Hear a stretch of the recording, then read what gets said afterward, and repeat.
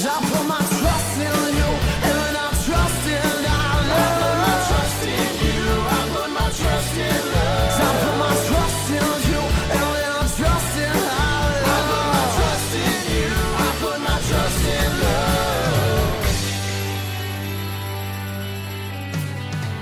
Hello, my name is Dain Miller. And I'm Niall Spain. Guess what? What? We're your fuck buddies. We're a sex and dating advice podcast. And guess what? What?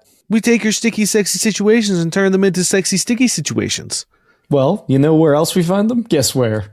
Where? I'm in the wilds of the internet, are sent in by our wonderful listeners, answering them right here, right now, every Monday, and also on our Patreon. Welcome back, guys. It's been a week. If you listened to us last week, if not, kind of been a couple minutes, hasn't it? It's or as Instant. long as you took to listen to the other episodes. Yeah, maybe you're it's coming true. back. Maybe you're a new listener. Maybe you've never listened to us. If you're a new listener, I'm sorry we're taking so long to get to the questions, but you know what? This week we're going to talk about, am I overreacting to my one-night stand stealing my car?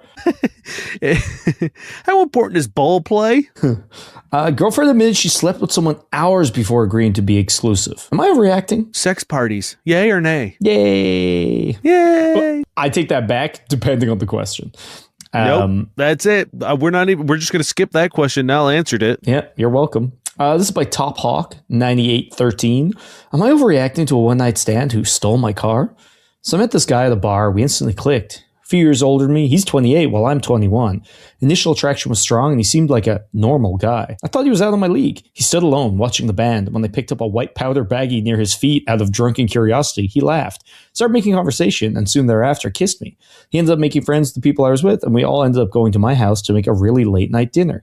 Spends the night but mentioned he has to work early. Morning comes, it's 5:30. I wake up to him writing his number in my diary. He leaves and I believe he's gone for good. Slightly relieved as I don't usually have one night stands and felt plagued with a really horrible and uneasy feeling. But then I wake up to him coming back to my room at 8 a.m. I'm shocked and speechless. I wonder why he'd come all the way back here if he just went to work. I live deep in the valley, and it would have cost a pretty penny to go back and forth. He ignores my startled nature, cuddles up to me, and I grow more comfortable and tease him when I ask, why'd you come all the way back for me? He said, well, I had to return the car. He said that he realized the fare to get to the city would be expensive, so he just grabbed my keys and took my car. He left me on Gaslight and said he got lost on the way back. I thought he was pranking me as he said all of this, as I don't let anyone borrow my car. Don't roast me, but it's unregistered, which I know is irresponsible, but that's another story. If he was pulled over, it would have been very bad. Once he sees how upset I am, he starts to look guilty. I tell him it's time to leave and I drive him home. He starts getting crazier by the second. I realize maybe the normal guy I met was so normal because I was so drunk. Starts saying how he fucked everything up, how otherwise he'd want to have kids with me and date me. Kept on whining on how beautiful I was and how much we like each other, and even said I love you. I persistently tell him I do not share the same feelings and I would not like to see him again, but he is too persistent and quite apologetic. Honestly, I lost all attraction, respect, and any kind thoughts I had towards him. Am I crazy or is this act unforgivable? I can never tell if my boundaries are too firm, but I want to know if I'm overreacting or if this is a psycho thing to do. You know what? Like, look, if this guy was a action hero and was like, shit, you know, the president calling isn't even cool anymore. Fuck that. Who cares about the president? Let's be You know what I fair. mean? It's like before it was like, oh, the president called me and like I needed to go. But it's like, if Trump calls you, you're a piece of shit and no one cares. And probably also, it's probably something dumb. So or horrifying and illegal. Yeah. Also, very quick interjection. Have you played the DLC for Cyberpunk? Do you know what it's about? No. Well, never mind. Other than Idris Elba being Idris Elba. Whatever. So I was like, maybe this guy was like, oh shit, my mom is dying and I have to take this car and I have to rescue. Even then, like genuinely, for sure. I think I would be like, yeah, I can't just steal this stranger's fucking automobile. For sure. Absolutely. But at least then I could be like, look, this dude thought it was life or death and made a call. It's the wrong call and you have every right to be upset. But I get where he's coming from. The fact that he didn't even explain what he did with the car, because he certainly didn't go to work for 3 hours. That's, yeah, especially if it takes this long to get out of the valley. Surprise, surprise, a drug dealer. There's no better meet cute than I found a bag of white powder at his feet while he was alone at a concert. Yeah, like, so just every step of this. You know what? We talked about the what do you mean theory I think in this case, I think we also need to employ the "what are you doing" theory. No, in this one, you have to employ the "I also have to go to work" theory, and then block him and never speak to him again. Get him out of your house until you're safe. This is one of the times you don't ask him what you're doing. You don't ask him anything because he is a dangerous, weird man, and you just get him out of there. You don't drive him home, by the way. When I say "what are you doing," I mean to the person asking the question, not to this man. Yeah. This what are is you doing? Where I grab this person by the fucking face, the ears, and I say, "What the fuck are you doing? Why would you invite the solo coke man back to your home? Did they even hook up? I know she says one night stand. I assume they did. They didn't get into it unless they have no idea what a one night stand is. Either look, hey, you bring a guy who likes coke back to your house, whatever. But to then have him steal your car, come back to your home, and let himself back in, presumably also with your keys. Breaking and entering. Yeah, get into your bed and then say he loves you, wants to have babies with you. And then have the audacity, frankly, to come to this podcast and ask us if you're overreacting. My girl, you are underreacting. Yeah, just the idea that you are maybe my boundaries are too high. Hey, these should be the boundaries that every person has. These shouldn't be maybe my boundaries, maybe my expectations are a little too high, that the coke-fueled solo man at a concert shouldn't steal my car, then break into my home, and then tell me he wants to have children with me after knowing me for 12 hours. Less than 12 hours. Yeah. Also, sorry, you think that this is potentially a good thing, right? That's what you're saying. You're saying, hey, should I pursue this? Yeah. Are my boundaries too high, or should I let this slide? Am I a bit of a prude? Because the thing is, boundaries, right? Boundaries are kind of like a fence that you've built at the edge of your property, right? And maybe you build them real high with barbed wire and fences and really far out. And maybe you just got a little wall near your home. Those are boundaries. This is more like the foundation your home is built on. If you're unsure whether a man robbing your car, breaking into your home is a bad thing, that's not a boundary. That's a foundational issue. That's a crime. What you're asking is, should I ignore the several crimes that this man has committed in the brief period of time in which I knew him?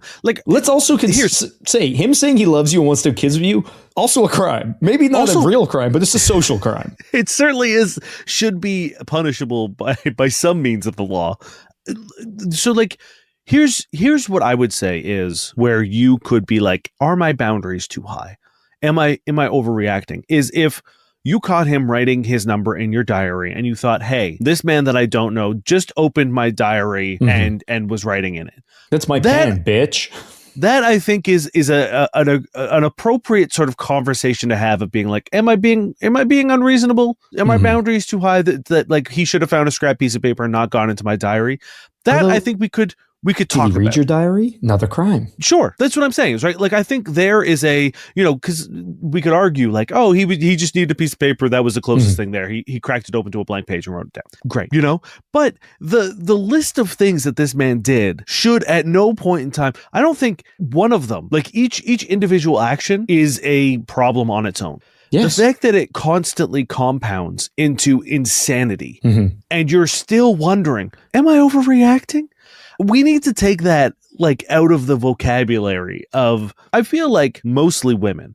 I feel the majority of the questions that we get about am I overreacting are women asking this about usually the most unhinged shit. Which I think is it's not women's fault necessarily, right? No. I think it's men do the worst shit all the time, that it's unfortunately, it's just hard to be what's bad now? You know what I mean? Yeah. It sucks. It makes me sad. You know what's I don't know if funny is the word, but remember the story we were talking about a while ago where my face got bit? I don't remember if I said it on the podcast before, but the last communication I had from this person was a couple weeks after that, where she messaged me and was like, hey, did you take my car? And I was like, what the fuck are you talking about? 1, I can't drive. 2, I've never been to your home. 3, she wasn't upset. It seemed like a very normal, oh, do you have my car? Why would I have your car? Why would anyone have your car? So I think we found the perfect man for this woman. Yeah. Because their energies, I think, to her, that's a normal thing. Now, here's the thing. we have to keep them apart Yeah. for the sake of humanity. Because I feel like If they have a child, a Imagine face-biting, that- car-stealing, coke-dealing, fucking he'll house-breaking. just be biting cars. Just be biting, yeah. It's just Godzilla. I like, you know, right? Like, you must know. You must know that if your question is, am I being unreasonable that a man committed a crime twice? If you're asking that question, you must know deep down inside your heart of hearts that you are not being unreasonable and that you are not overreacting. Someone taking, you even said, "Oh, I don't lend my car out." Bad, Yeah. right? Like, already, because like, here's the thing: if he had asked, you would have said no. Yes, So of the course. Because like Of you would course, yes. assume that this man would steal your car. And look, not to be a fearmonger here, you cannot drive from the valley to wherever he was going to do a day's work in that amount of time. 5:30 to 8, there, back, blah, blah, blah. That's impossible. You know what you could do? Get some keys cut. He has your car keys. He has your house keys. I Or- don't know, man. I would be uncomfortable with that situation. Rob a convenience store and use your car Yeah. as a getaway. Like, He's like, this is perfect. Not only is it unregistered, it's not even mine. Also, register your car, girl. What are we doing here? yeah, there's a lot of problems here. I think deep down, You know. again, And if you don't, here's we're telling you. here's We're the telling thing: you. we don't believe in hard and fast rules. We don't believe in saying that, like, blanket statements and that kind of stuff. However, But I think that if someone has committed a crime, I don't think it is overreacting to not want to see them again. yes. Right? I think we can all. What if that crime's jaywalking, man? Yeah, maybe a felony. Sure, If someone yeah. commits a felony, That's fair. That's fair. it's like you gotta know these things, Yeah. and I gotta like I need. And if you don't, we're telling you right now, you're not overreacting. You're underreacting. Drive very quickly away from this man. One, so you can make distance, and two, so he doesn't take your car again. yeah, it's so bad, and it's. I think what's worse, despite all the horrible things and crazy things that this man did, I think it's actually worse that you are considering to like see him again. Like, are you actually telling me that if everyone answers this question, if you had a overwhelming Yeah, everyone's like, reaction, yeah, of you people are being like, overreacting. you're overreacting, it's fine, it's totally normal, you'd be like, oh, okay, I'm fine with this now. Are you like, is that what your stance would be? Because that's a crazy stance to have. Yeah. Also, like, if everything else had gone perfectly and you woke up the next day, he didn't rob you or break into your home, etc., and then as you left him, he was like, I'm in love with you, I want to have your babies. That should be it. That should be it right Also- there. That would be, we're done forever and you're a lunatic, let alone, as stated, the fucking crimes. Okay, Yeah. we can't. We got to go. Next question. We gotta Hit go. me. We're moving on. Hold on. Let me just steal this person's car and we'll drive to the next question. Damn, we're This so is from deep in the valley. Flowers. This is from Flowers Care. How important is ball play during a blowjob? I've always focused mostly on the head and shaft and used the balls as kind of a pause button to keep them from finishing too fast. But do most guys actually want a lot of attention on the balls? Licking, sucking, tongue under them while stroking? Or is it just a nice extra and the shaft is still 90% of what gets you off? I don't think anybody can answer a question in terms of absolutes. Like, I don't think we can be like, this is how every man wants it. For me, the balls are they're like a nice little extra. You know, more like what they were saying, where like the main show is everything else. They just add the seasoning, the spice. A little now and then can really make it. I don't think it's good to just completely ignore it. But if someone was like, this is going to be a real ball-centric blowjob, I would be sad. Also, as you said, everybody is different. In the same way that, like, you can't say, this is how to go down on someone. Mhm. You know, this is how to perform oral sex on a woman because every woman likes this. Everyone is different. Everyone has different sensitivities. Myself, I have quite sensitive balls in the sense that not that like touching them feels very, very good. Usually it's very unpleasant for me and actually really detracts. I think I've had maybe like 4 or 5 people in my entire sexual career who has handled my balls with a level of, I don't know, expertise. Professionalism. Yeah, that has actually felt good and I've actually enjoyed. 9 times out of 10, like, you know, even like, I'm not saying that people are being rough, but it's just like if someone Sensitive sucks, equipment. it just feels bad to me, which I'm sure other dudes would go fucking absolutely ape shit for. Like, it's tough to say what's gonna play. So, But what we with can everything, say is communication. yes, I will also say, when you say using the balls as a pause button so they don't come, that sounds really sore. Like, are you stopping and just having a little ball time, or are you squeezing them so you're like, you can't come yet? Like, what are you doing? I assume it's like they take a break from sucking to like sort of like come down and give the balls some attention. Maybe. I hope so. But again, for me, that would decrease my arousal. I mean, I guess that is the point of it. But but in a bad way, not in a stop you going up, more a keep you going down kind of way. Yeah.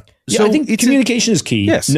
Men aren't a monolith. Like, again, for me, it's kind of a mid to low like thing. I don't think I'm quite as negative on it as Dain, but like, it's like I could take it or leave it. And like, if you do it well, sure, it does add to the experience, but like too much definitely like detracts as well. Like, I've been with people and I'm like, when they've done way too much with them, I'm like, do you think this is like a clit or something? Like, this is just, what are we doing? Get to the good stuff.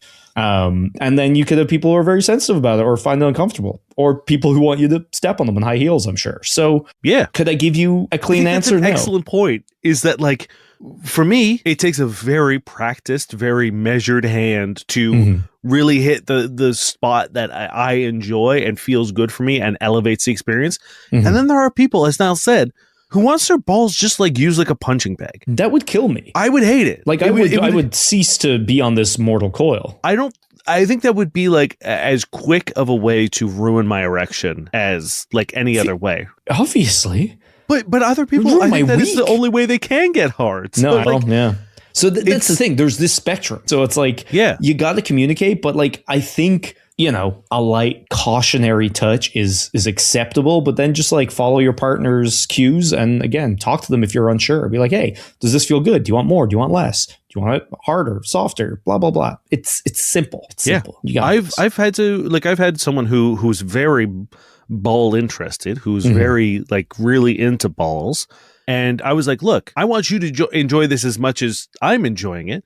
So if you do want to take a detour to Ball Town to satisfy your ball cravings, then like, you know, keep stroking me so that I'm still receiving a pleasurable stimulation at the same time. So it's not like just balls. Yeah, because like for me, it's not going to do much for me. And no, like, I think if it was just balls, I'd be like, what are we doing here? But at the same time, if this is something you're really into and I can accommodate that, and it's not coming at a detriment or unpleasantness to me, let's meet in the middle. Let's find something that works for us. Yeah.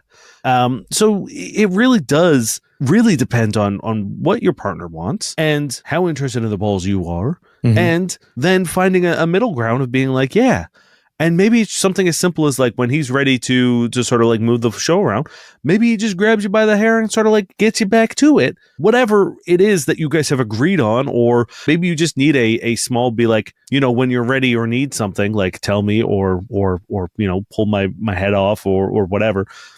So I realize I just said pull my head off, which I don't mean praying mantis style. I don't mean like a Sub-Zero finisher in Mortal Kombat. Dain, we've talked about this. You can't keep saying people to fucking do this, man. I have to stop encouraging Our producers are fatalities fucking, during sex. Can you hear them? They're yelling at me. Again, they're like, he didn't do it, did he? I see that look on your face. I'm like, no, man, it's not. I'm lying for you. And they can hear me say that. So now I guess I'm not lying. Yeah, they're really bad producers. They don't listen to a single thing. They just kind of guess. They read our lips. Yeah, that's their whole bag. Not even our lips, just our expressions.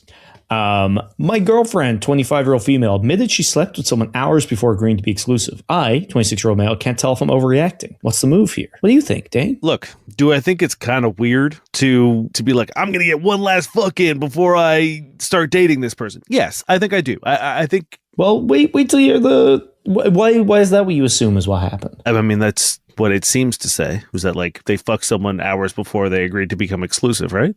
Yeah, but that could be you. Whatever. It'll make more sense when I read the thing. It's just very funny that that's the interpretation you went with.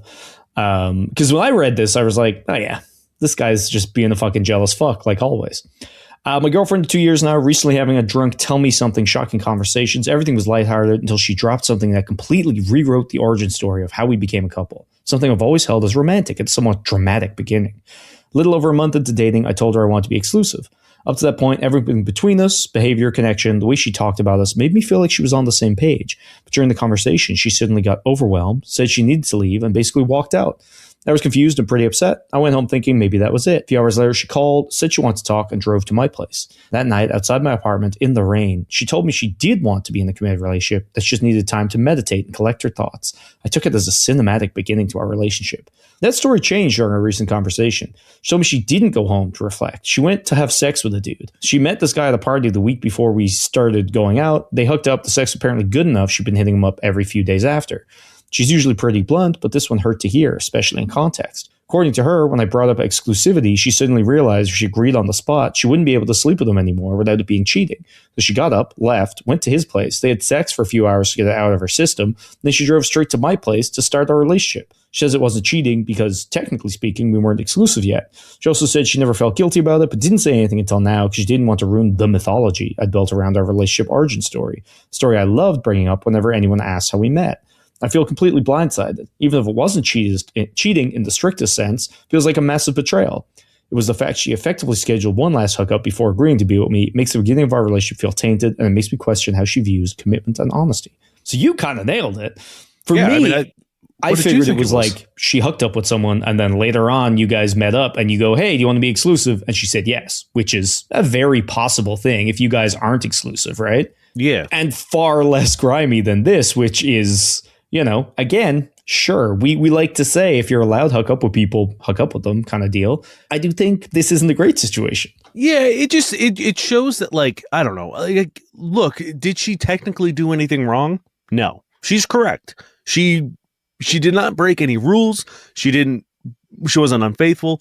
But there is, like, as with everything, there's nuance, there's subtext, there's intention, there's like what you said was like, I do want to date you, but not enough to give up fucking this dude. So I am going to like go fuck this dude real quick and then come back. It's weird.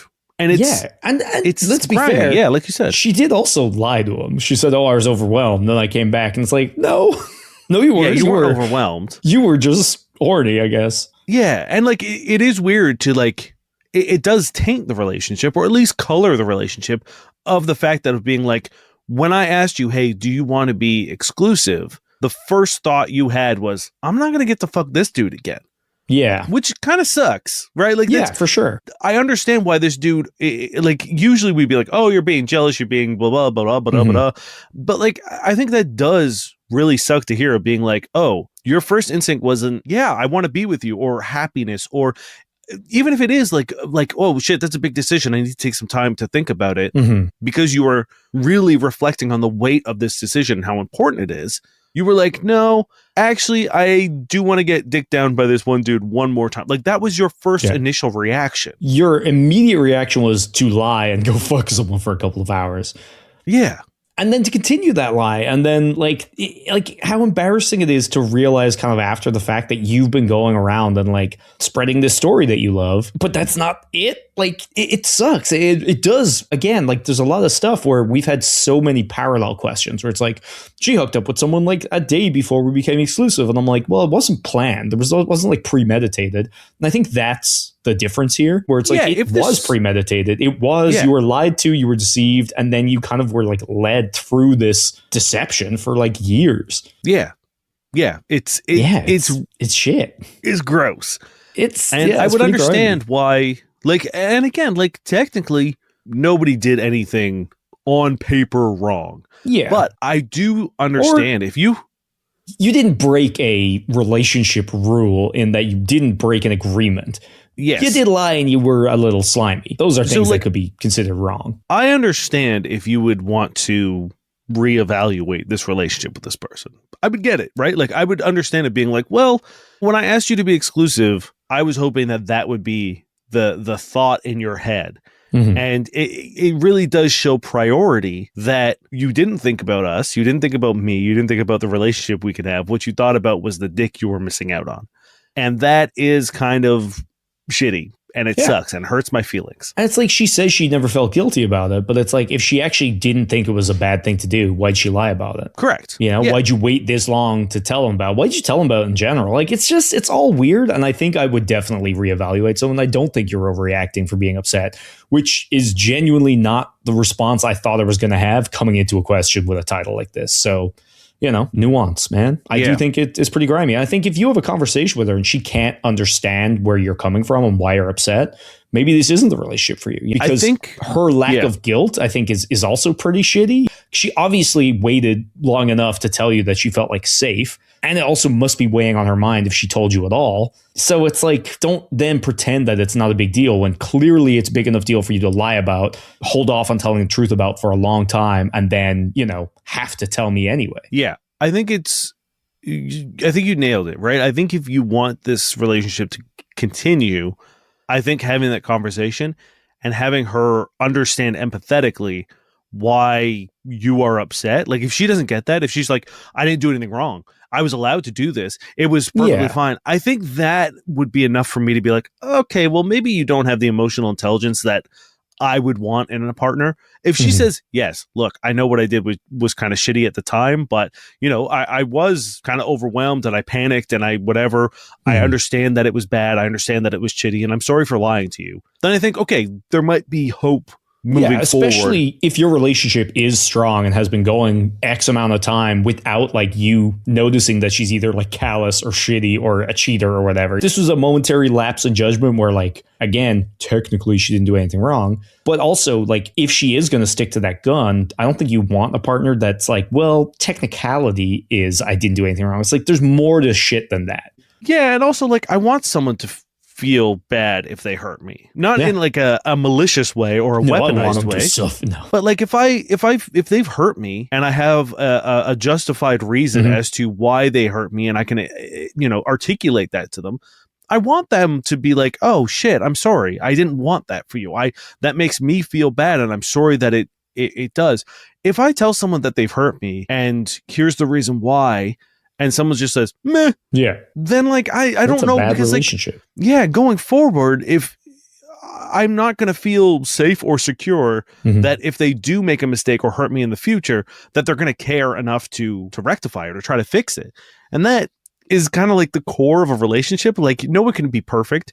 We can't guarantee that I'm not going to hurt someone that I'm in a relationship. But what I can do is promise that like, kind, if I fuck up, yeah. I will try to make that right.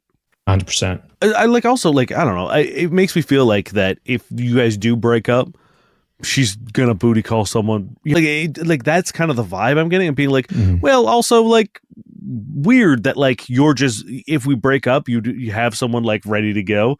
That's just projecting, but like I have no reason to believe that. Even if that's the case, like I don't know, who cares? But again, it's like I don't understand being in a position of wanting to be exclusive with someone genuinely and still wanting to hook up with somebody else. Like, is the sex bad? Because that's not great. Or does she just not care enough about you? Because that's also not great. Anyway, I think you're not overreacting. I think a honest conversation is needed. And if she can't see why you're upset and like meet you halfway and like try to be cool about it, then I don't think it's worth staying in this relationship. Let her go back to grimy Steve. Yeah. This is Cartographer. Hey, look. He might not be grimy. Steve might just be living his life, right? Like he doesn't know any of this probably. For some reason, Steve was the guy from question 1 in my head, Cartographer, okay, has asked sex parties, yay or nay? It's something me and my partner thought about exploring, but we don't know enough about them. There's a high-end one in our city and looks fun. Has anyone had experience with them? How did it go? Was it fun? Was it scary? What would you have done differently? Thanks. Now I'm bringing this with the, I don't know if you've been to a sex party or like a sex club. I've been to a sex club, but I didn't really like participate. Like I was there with a monogamous partner. We were just kind of doing our own thing. It wasn't that busy, So this is exactly why I brought this question.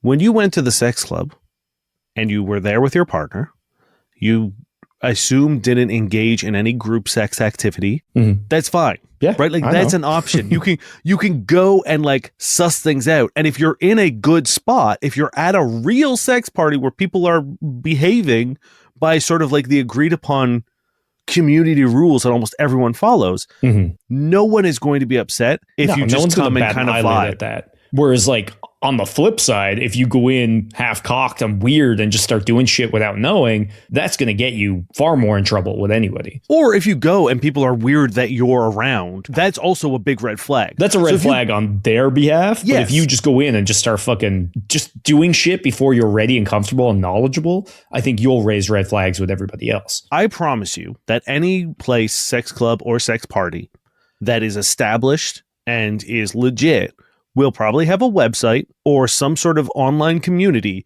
that has their rules posted publicly. Mhm. It is a given. And if you don't, go to just Google any sex club that has an actual website and you will probably find them. And if you can't, go into places like Reddit or any sort of like online community that deals with group sex or sex parties or sex clubs and ask like, hey, what are the common best practices? What are the, community rules that are often, and like, look, I'm going to give you the basics. Consent. That's kind of it, right? Like, don't do anything without asking for permission. And if someone says no, that's a no. Leave them alone. And really, like, other than that, it's kind of what you're up to. And if you want to, I think one thing that's very key, and like I have friends who've gone through stuff like this, whereas like if you're going as a couple, one, I think go slow. Don't expect day one to go in and have like an 8-person orgy when you walk in, because I think that's very porn brained. And I also think it's a very quick way to like get hurt, right? Go slowly. Maybe don't even participate the first time. Have safe words, have safe gestures.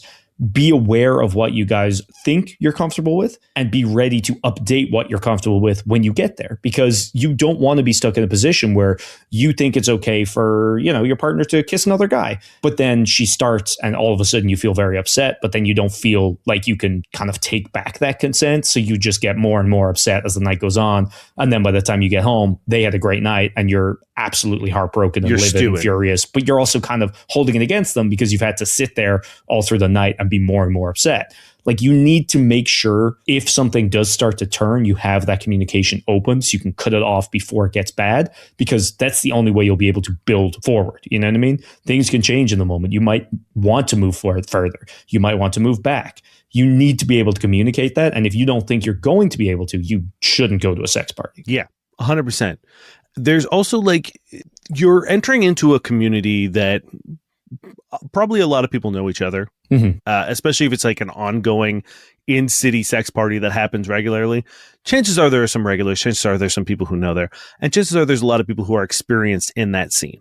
There's probably also people like you who don't really know what they're doing and are nervous and are shy and whatever.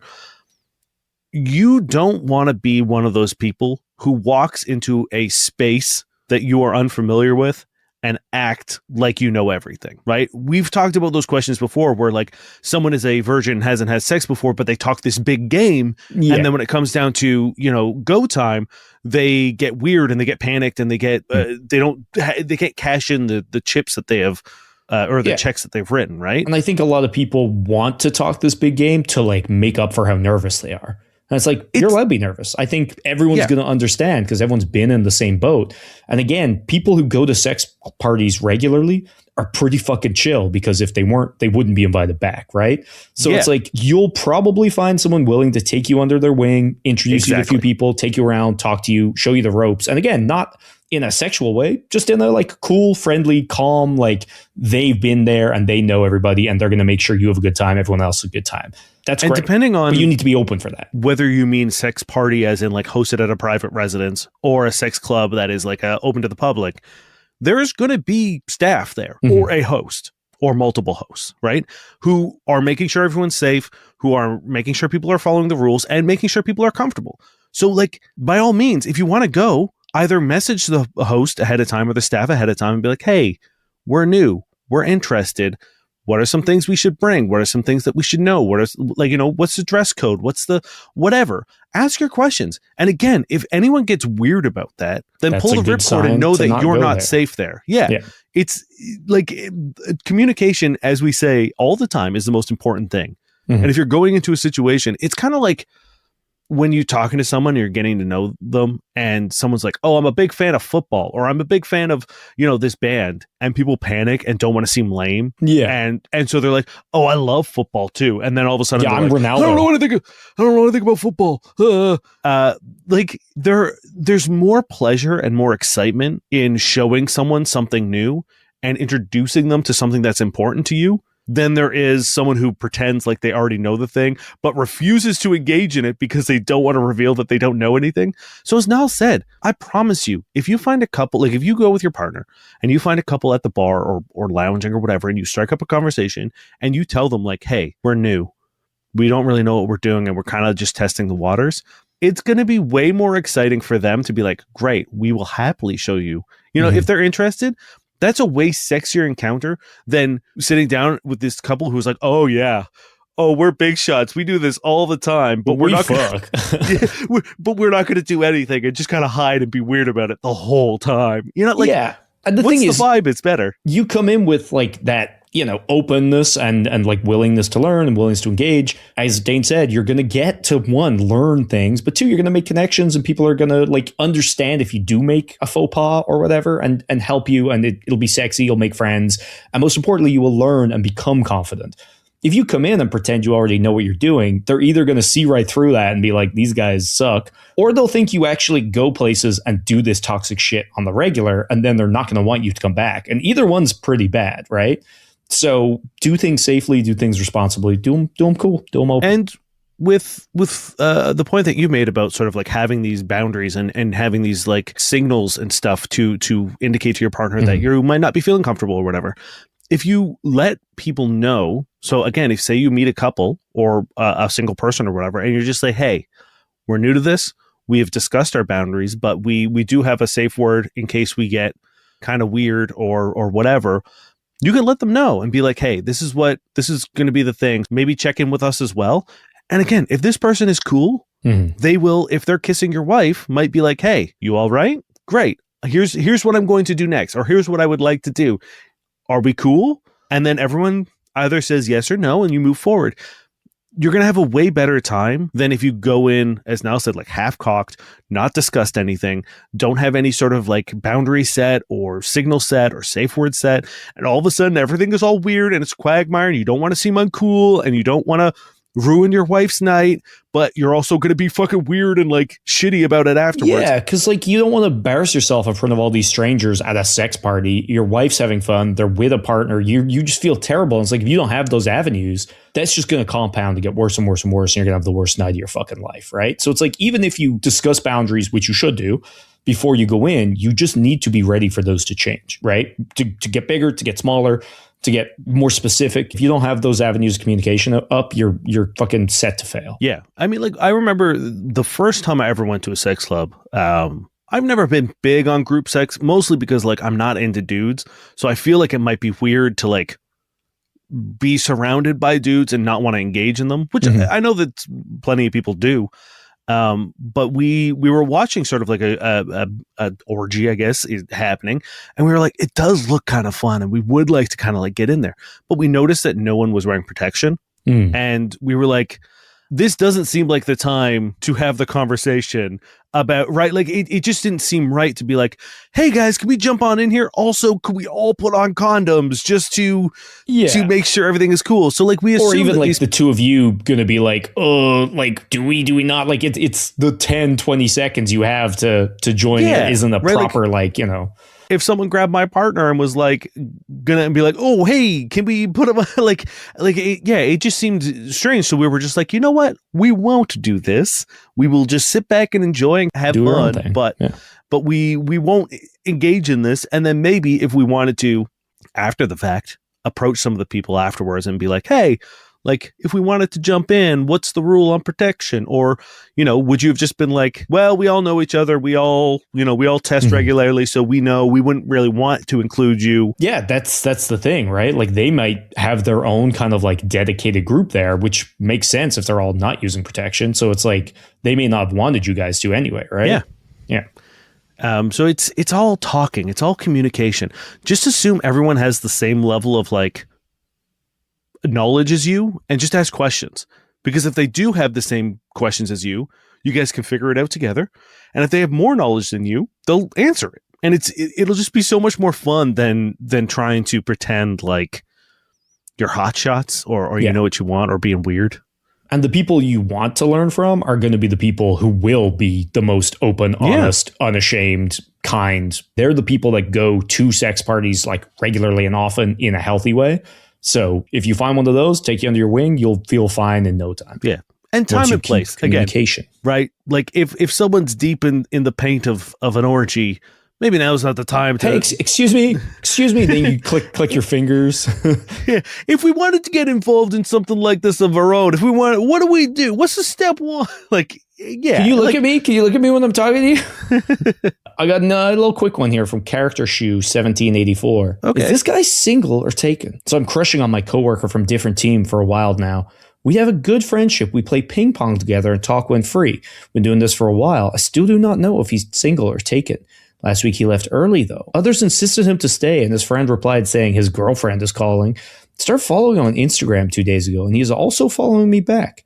I put a story of me cycling, and today he asked me details about it. When I said, why? Do you want to take your girlfriend there? He replied saying, no, not like that. One of his colleagues was there, too. I always see him texting someone. I don't know whom. So I saw a name with heart emoji beside it, and he was full-on texting. But there was less response from the other end. Please help me understand this guy. Come on. No, Dain. Okay, hold on. On one column, we got ping pong, right? That's really important. But he was also full on texting, like not just texting, full on. But they weren't really replying, which, as we know, might not mean that they're busy at that time. Does have a lot of ramifications. He was interested in her cycling, Yeah, but she did do a really sly, weird response to that, which was unclear. So fuck, man, I'm stumped. Yeah, really. If only there was a way. I don't even... Someone was like, oh, his girlfriend is calling. Like, if someone said that to me, if I was hanging out with someone and that I didn't really know that well, but their friends were like, oh, he has to go hang out with his girlfriend, or, his girlfriend needs him at home or whatever. Yeah. I wouldn't be like, I wonder if you're all lying and making that up, and maybe he doesn't actually have a girlfriend. Maybe I'll follow him on Instagram, this person that I regularly hang out with and talk to sometimes. Oh, he's following me back. Weird. Nobody would do that normally. He asked me about cycling. What does it mean? Fucking ask him. Or again, like the only reason I would not believe his girlfriend's is if it was like someone fully, like if he was like, oh, I gotta go, and someone's like, is it your girlfriend? Like, and it was some kind of weird 17-year-old joke. Right. That's the only, oh, hold on, I got a call. Oh, it's your girlfriend. Like, if it was someone just being a fucking 17, if there was a 17-year-old in this office trying to rag on this guy, but also there's a very simple way forward. And you just go, hey, like, are you seeing anybody? Or just like, oh, what'd you get up to last night? If you talk to someone about their life, their partner will probably come up pretty quickly. But just ask if you still can't get to that granule of truth. I mean, I had someone recently at the bar, I think, kind of like... See, you don't even know if they were at the bar. Life is so hard. What does it mean? I think they were kind of like putting the moves on me, and I'm a naturally kind of like flirtatious, chatty person anyway, but like that's also my job. Like I'm meant to engage in the people sitting at my bar. And then I got the vibe, and I was like, oh, I need to drop the old girlfriend line real quick before this gets unfair or weird or creepy or whatever. You don't want to. And I'm like, anyone who, like, if you start kind of like putting the moves on this dude, I would hope that at some point in time he would casually mention the fact that they have a girlfriend. But again, it's like, as Nell said, if you talk to this dude enough about life, eventually I assume it will be, he'll mention them. See, and if the he thing doesn't, that's fucking weird. This person's whole gambit was, why do you want to take your girlfriend here? Which is such a weird, aggressive response to someone like asking you about cycling, especially when you don't know whether they have a girlfriend or not. So it's like, I don't trust that this person's flirting is open and, it's true. I imagine they're like, I looked at him. He's got to know. While we were working, we had to work together. He's got to know. We played ping pong. He frequently emails me work memos. What does that mean? Man, I was I was at an event that it was like a mahjong event thing. But what I didn't realize was it was meant to be like a friendship mixer thing. So like I went with my partner. They were like, we have to split you up, put you on different teams so you can like make new friends. I was like, God, fuck, I don't want to make new friends. I want to talk to strangers. And I was so awkward and unhappy. But then I was with these really cool people and it was great. But like, again, similar thing where I was like, these three people kept like talking to me and like, we're like getting very like intense. And I was like, am I being weird? Like, am I just assuming that because people are being friendly that they're like hitting on me? Because like, you know, the way sometimes you're not quite at the overt stage. But then at one point we were all done with our games and mingling and I was like, oh, it's my partner. And then like all three of them just fucked off. I was like, okay, well, thought I made friends.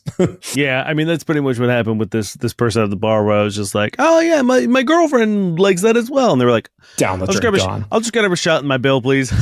Yeah. Okay, well, but it was like, it was really funny to me because it was actually kind of like rude. Like if I was talking to someone and they say they have a boyfriend and I was like flirting with them, I never was just like, even if I felt internally like, okay, well, I should, put my effort somewhere. I still would like continue the talk for at least a little bit just to not be a dick. Cause it's like, yeah, if I like them for more than just the chance of maybe getting, 100%. Like if you're flirting with someone, you should be enjoying the conversation and not just because they're hot or whatever. Especially if you're talking to me, you're enjoying the hell out of that conversation.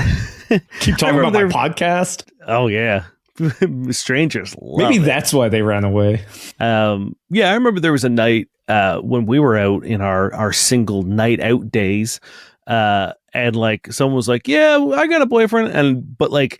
I don't remember what they did, but they had a cool ass job. And I was just like, I just kept asking them questions about their like crazy job. And like, we ended up like, I don't think I talked to like anyone else that night, but I was just like, this is fine because you're cool as fuck. And I had a great time like this, but this was a great conversation. That's also the mentality that will do well for you on nights out because it's genuine, right?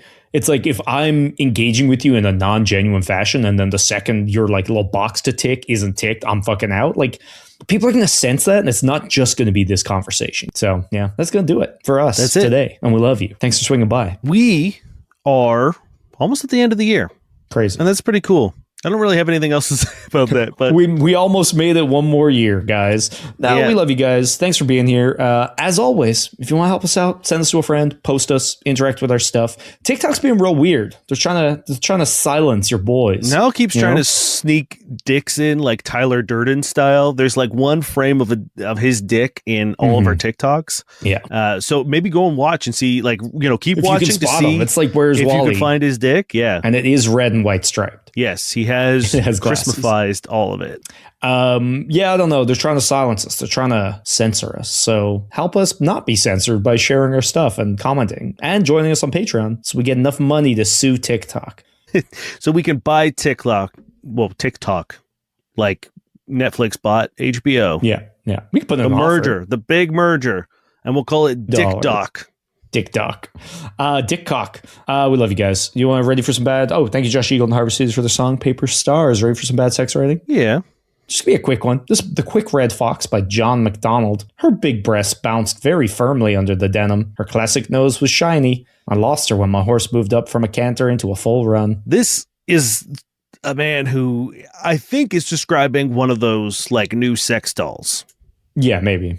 Like one of those, like, meant to be like hyper realistic because like perfect nose shiny, classic boobs nose bouncing, shiny. Classic firmly. Nose shiny does sound like what you click, one of the options that you click when you're getting it made. If you were like ordering like a ceramic Rudolph or something, you could be like, I want classic nose shiny, and also boobs bouncing firmly under denim. That's my Rudolph. Give me that big titty reindeer. My name is Dain Miller. And I'm Niall Spain. And we have been your fuck buddies.